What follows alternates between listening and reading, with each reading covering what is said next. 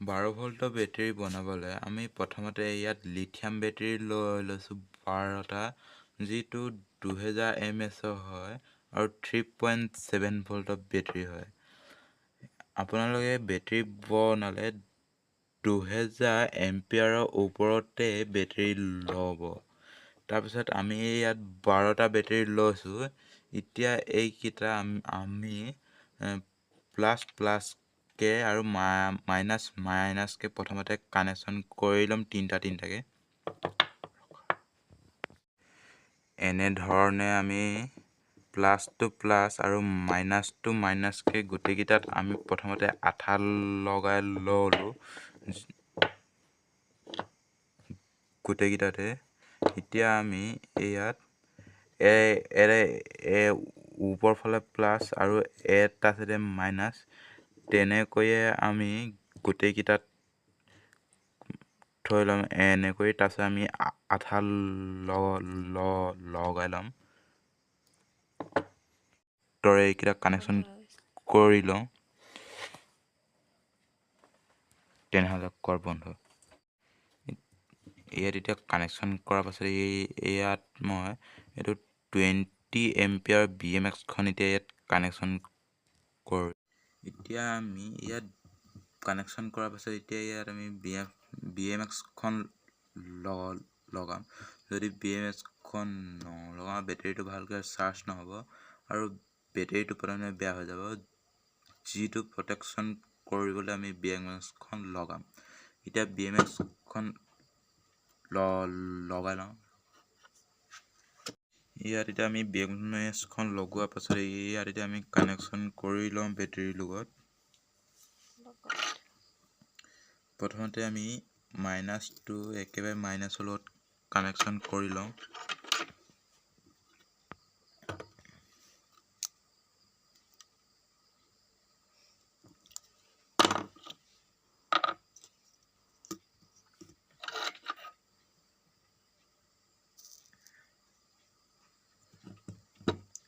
মাইনাছটো এইটো হয় য'ত আমি মাইনাছৰ লগত লগাই ল'লোঁ। এতিয়া আমি বেটেৰীৰ যিটো প্লাছ, এইটো যোনটো 12 ভোল্টটো নহয়, এই 4 ভোল্টটো এতিয়া আমি 4 ভোল্টৰ লগত কানেকশ্যন কৰি লওঁ। এইটো মাইনাছ হ'ল আৰু এইটো 4.2 ভোল্ট। এতিয়া এই 4.2 ভোল্টটো হ'ব আমি যেতিয়া প্ৰথমৰ পৰা ষ্টাৰ্ট কৰিছিলোঁ। ষ্টাৰ্ট কৰা এই লেয়াৰটোত আমি ইয়াত বা ইয়াত যোনটোত হ'লেও আমাক কানেকশ্যন কৰিলে হ'ব। 3.7 ভোল্টটো মানে এইটো 4.2 ভোল্ট বুলি ইয়াত দিছে। এতিয়া আমি ইয়াত অলপমান তাঁৰডালত চল্ডাৰিং কৰি লওঁ যেন ক'তো কোনো ধৰণৰ প্ৰব্লেম নহয়।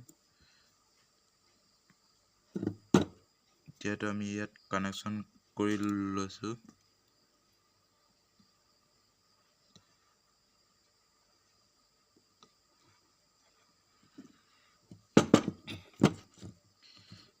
এতিয়া এনেকুৱা হৈ আছে, পাছত আমি এইটো ঠিক কৰি ল'ম। এতিয়া 8.4 ভোল্ট বুলি য'ত লিখা আছে সেইটো আমি কানেকশ্যন কৰিব লাগিব ইয়াৰ লগত।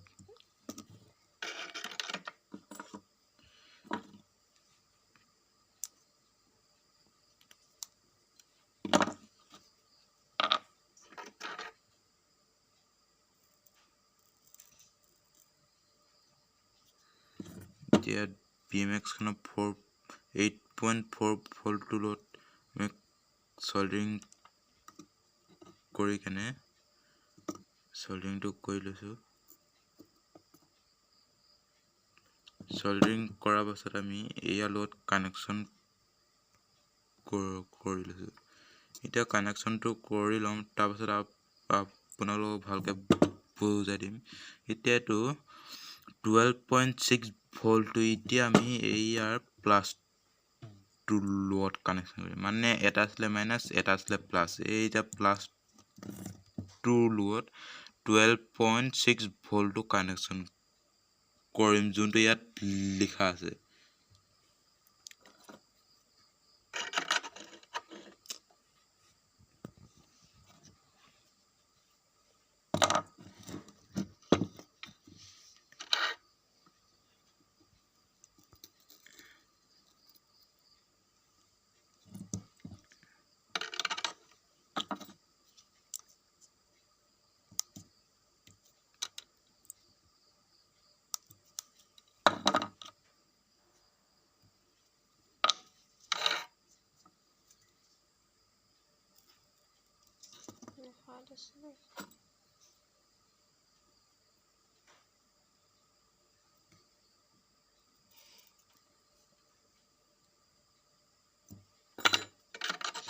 এতিয়া মই কানেকশ্যনটো বুজাই দিছোঁ। এয়া প্ৰথমত মাইনাছটো আমি ইয়াত গ্ৰাউণ্ডৰ লোকত কানেকশ্যন কৰিলোঁ। ইয়াত প্ৰথমত যোনটো মাইনাছটো আমি গ্ৰাউণ্ডৰ লগত কানেকশ্যন কৰাৰ পিছত 4.2 ভল্ট বুলি য'ত BMS খনত লিখা আছে সেইটো আমি ইয়াত 3.7 ভল্টৰ যোনটো লেয়াৰটো আছিলে ইয়াৰ লগত কানেকশ্যন কৰিলোঁ। তাৰপিছত 8.4 ভল্ট বুলি যোনটো আছিলে আমি ইয়াত ওপৰৰ লেয়াৰটো লগত কানেকশ্যন কৰিলোঁ। তাৰ পাছত ইয়াত 12.6 ভল্টটো আমি ডাইৰেক্ট যোনটো প্লাছ আছিলে আমাৰ গোটেই এই বেটেৰীকেইটা বনোৱা আছে যোনটো প্লাছ পইণ্ট ওলাইছিলে সেই পইণ্টটোৰ লগত আমি কানেকশ্যন কৰিলোঁ। এতিয়া আমি ইয়াত ভল্টেজটো এবাৰ জুখি চাওঁ। এতিয়া আমি মাল্টিমিটাৰটো আনিলোঁ। এইটো আমি 20 ভল্টত ছেট কৰি লওঁ। 20 ভল্টত ছেট কৰাৰ পাছত আমি ইয়াত মাইনাছ আৰু প্লাছ পইণ্ট দুটাত আমি এনেকৈ কৰি চাইছোঁ। এতিয়া মিটাৰটোত চাওক দেখা পাইছে যে এইটো 10.61 ভল্টেজ আহিছে। বৰ্তমান যিহেতু বেটেৰীটো বৰ্তমান চাৰ্জ নাই সেইকাৰণে 10 ভল্ট ওলাইছে। এতিয়া ইয়াত তাঁৰ দুডাল কানেকশ্যন কৰি আপোনালোকক দেখাই দিছোঁ।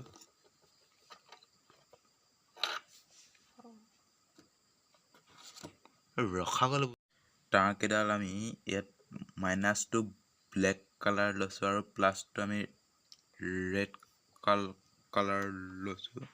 এতিয়া আমি এইটো 775 DC মটৰটো আপোনালোকক চলাই দেখাই দিম।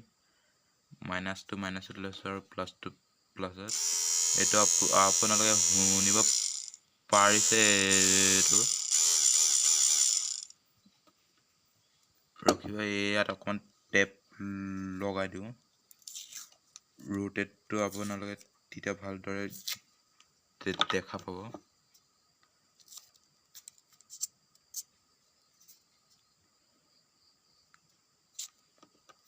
এতিয়া চাওক এইটো চাওক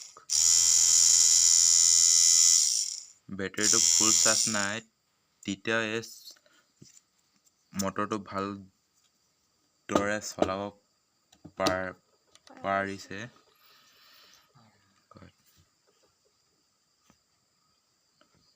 আৰু কৰ্ণা ৰখা কৈছোঁ।